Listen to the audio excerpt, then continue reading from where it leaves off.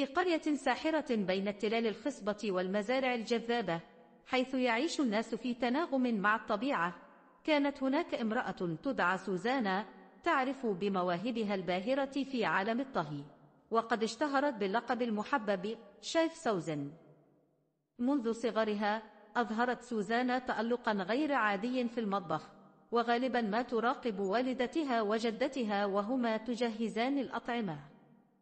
كانت تدهش الجميع بقدرتها على تحويل أبسط المكونات إلى أطباق ساحرة.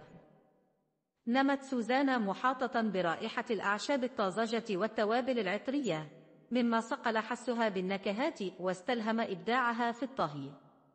كبرت سوزانا ومعها حلمها بفتح مطعمها الخاص.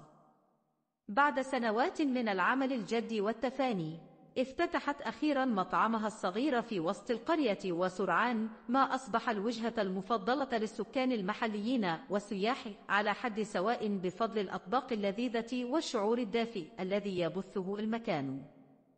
كانت ليالي الصيف في مطعمها حلما في حد ذاته، حيث يجتمع الناس تحت أضواء الفوانيس ويستمتعون بولائم مميزة أعدتها سوزانا بحب وإتقان.